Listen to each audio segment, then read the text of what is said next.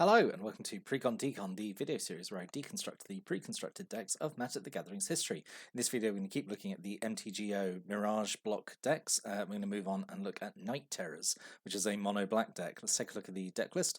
So we've got 22 creatures, 8 instants, 4 sorceries, 4 artifacts, and 22 land. We've got a mana curve off to the side there. Note the single card at mana value 9, and there's a reason for that, and it's kind of like the iconic card of the deck, I say, that gives it a lot of its identity and I would say charm, and that's Spirit of the Night, which is I would say the flagship rare of the deck. So Spirit of the Night is kind of like, I would say, the original Akroma before she came along and was just kind of like keyword salad, just, it was just really big, strong, expensive creature with just a whole ton of keywords. There was Spirit of the Night. So yeah, 6 and triple black for a 6/5 with flying, trample, protection from black, haste, and first strike when attacking, which at the time, I think this probably would have caused, so I mean, I can't say because I wasn't playing at the time, but I think this would have caused some some kerfuffle, I suppose, because it's like a really big creature. Like, the only downside of it is it's obviously very high mana cost, but like this was a time when basically any big creature had like some sort of like really horrible drawback or something. So for Spirit of the Night just to be kind of expensive and good actually makes it stand out a little bit. I suppose you could say it's legendary, so in that regard that's kind of its drawback. But yeah, at the time, this was probably one of the I know, the biggest threats around. I don't know if it's all really any competitive play or something, but I can imagine it terrorized a few casual tables. But yeah, Spirit of the Night I think is a really fun card to try and not really build a deck around, but like just include, because it was very iconic, I think, at the time. And then what I think is even more fun is that there's a whole bunch of cards that then support Spirit of the Night. So we've got 3 Urborg Panthers. So 2 in a black for a 2/2. You can pay a black and sacrifice to destroy a creature that's blocking it. Fine, whatever. But it's the thing that makes it really stand out is this second ability where you can sacrifice Feral Shadow, Breath Stealer, and Urborg Panther, search your library of Spirit of the Night, and put it into play, and then shuffle. So that ability, it requires no mana, can be done at instant speed, and it just tutors up Spirit of the Night, puts it straight into play. Obviously, it's a pain if Spirit of the Night is like in your graveyard or in your hand, because it can't get it that way. But yeah, I think this is really nice actually, and I do have a fondness for cards that like specifically name one another, like the Empire artifacts, or like the Caldra artifacts, or the Bogbrew Witch trio of cards. I don't know why. I just really like them for some reason. I think maybe because it's like it makes deck building decisions easy. It's nice to have kind of a little self-contained combo that holds up a sign saying like, we're a combo, include us together. So it's really, really cool, I think, to have these 3 small Nightstalkers combined into Spirit of the Night. I would love to see, this is really going off tangent, but I would really love to see, like, I don't know, maybe in a future like Commander Legends set, or like another Horizon set or something at the point, for these, like this quartet, to get like some sort of like reimagining or like remastered in some way. I think that'd be really fun. So Urborg Panther is kind of like the most interesting one out of the 3 smaller Nightstalkers. So then we've got 3 Breath Stealers, which is 2 and a black for a 2/2, and you pay a black to give it +1/-1 to end turn. Fine, whatever. And then Feral Shadow is the third one. This is 2 and a black for a 2/1 fly, which is kind of not very interesting, which is I think that's why it would be really nice to see these kind of get like reimagined, retrained, to use a Yu-Gi-Oh term, and just be made brought up to date and just kind of made a bit more interesting. I think it would just be a nice bit of nostalgia, I think. So let's look at the other creatures in the deck. So we got a single Ravenous Vampire. I believe this is the other rare of the deck. So 3 and double black for 3/3 flying. During your upkeep, you sacrifice a non-artifact creature and put a +1/+1 counter on Ravenous Vampire, or tap Ravenous Vampire. So it's all right, isn't it? It's like, I suppose it's very it's what black creatures were at the time, I suppose. Like 5 mana for a 3/3 flyer, and you have to keep feeding it something every turn, otherwise it taps and it can't be used. I mean, like, you've got like a few creatures in here that are like decent sacrifice fodder, but like it's okay. I mean, I have to like be have to think of like what cards were available at the time, I suppose. I mean, saying that, I do think there was another black card that was a better choice than this, which we'll discuss in the what could have been. But like, this is basically okay. It's all going to turn into a big fly if you just keep feeding it stuff. I think that's all right. What I think is actually really good is Blighted Shaman. So 1 and a black for a 1/1. You can tap sacrifice a creature to give a creature +2/+2 turn, or tap sacrifice a swamp to give to give a creature +1/+1 turn. So I really like that it can do. You can sacrifice either excess creatures or excess swamps. +2/+2 is obviously like a fairly beefy boost to go. It doesn't cost any mana. It's just a tap. So yeah, I think Blighted Charm is actually pretty good. Then we've got a single Fetid Horror, 3 and a black for a 1/2. It's just a shade, so it has the shade ability of paying a black to give it +1/+1 turn. Obviously super expensive at 4 mana just for a 1/2 with this ability. I suppose the silver lining is if it costs this much to play, you've got, and then a lot of mana to sink into its ability, I suppose, maybe. We've got a single Gravebane Zombie, which is a shame, I think. I really would like to have seen more than one in here.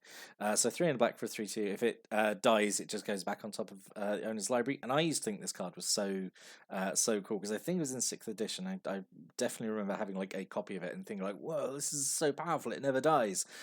I mean, obviously, it's not. If it keeps dying, it's obviously going to lock you out of new draws. But I suppose in this deck, it's something you could keep feeding to the vampire, and then I guess it's, you just keep recasting it and just keep recasting, keep feeding it. I suppose you could do, that's an option. Yeah, I think it's like an okay card. Again, at the time, I think this would have been sort of okay. I say, just it does lock you out of new draws if it just keeps dying. We've got 2 Dread Spectres with this super goofy art. I love it. So 3 and black for a 2/2. It basically has like old bad Death Touch. Whenever it blocks or is blocked by a non-black creature, destroy that creature end of combat. Yep, that's fine. Or like it's more like the Basilisk ability, isn't it? It's not Death Touch because it doesn't have to rely on doing damage. But yeah, it's okay. 2 Restless Dead, which is just basically a straight reprint of Drudge Skeletons. 1 and a black for a 1/1 with 1 black mana to regenerate. I have a fondness for any small little guys who have cheap regeneration, so yeah, I think these are great.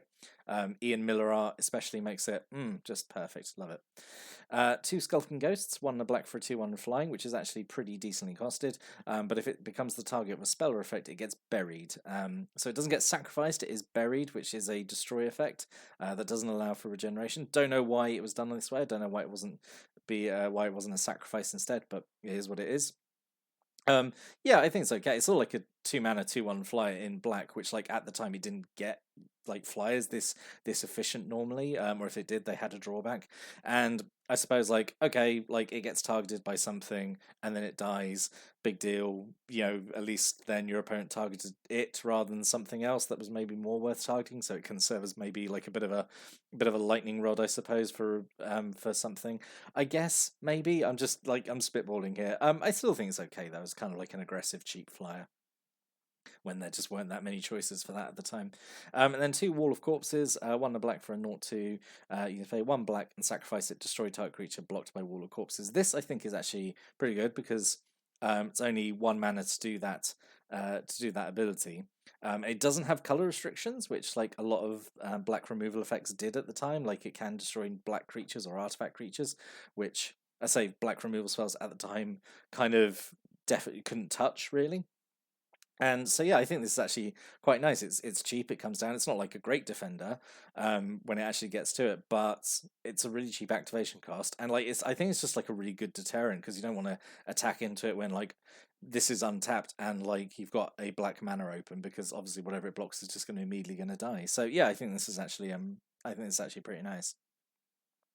Right, and then non-creature spells. So we've got 2 Bone Harvests, so 2 in the black. Put any number of target creature cards from your graveyard on top of your library, and then you draw a card at the beginning of next turn's upkeep. So it's one of these slow cantrips that were still around in the game. So obviously you could do this at like end of opponent's turn, and then you're going to draw the card on your next turn. Yeah, I suppose this is okay because you do have like quite a few sacrifice effects, obviously. So this could be a nice way of like restocking, the top of the library and just like, oh, okay, well, I'm just going to like draw creatures for the next few turns, I suppose. Yeah, I don't think it's too terrible. The fact it can be any number is potentially huge, I think. So yeah, I think this is actually all right. 2 Dark Banishings, classic Dark Banishing, 2 and a black just to bury, which is destroy without sacrifice. Target non-black creature, yeah, it's perfectly fine. It was, really good at the time. A single Drain Life, which is sort of technically an X spell. It's written out in a weird way here, so it should be. All the other sort of like printers we've seen of this has it as being like X1 black, but then you can only spend the black mana on X. Basically does X damage to a creature or player, and you gain life, but you can't gain more life than the player has life or like the creature has toughness, which like I've banged on about before, but like it's fine, it's okay, it's like an X spell. Still a while until we get Consume Spirit. We got a single Nocturnal Raid, 2 and double black. Instant speed to give all your black creatures. It's not all your black creatures, all black creatures because it is symmetrical.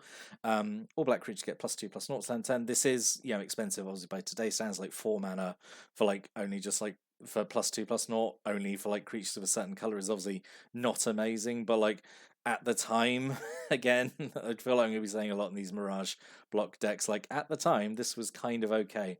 I mean, you're playing mono black, so it does benefit every creature in the deck, so I guess it's okay. A single Soul Shriek. This I think is pretty interesting. So 1 black mana, type creature control gets +X/+0 to the turn, where X is equal to the number of creature cards in your graveyard, and then it gets again buried at end of turn. Again, not sacrificed. It's weird that it's not sacrificed. So again, if you're playing this in the modern day and you find a way to give that creature indestructible, then it doesn't die, which is again, it's just weird. But yeah, this is okay because obviously you do have like quite a lot of sacrifice decks to maybe like stock your graveyard.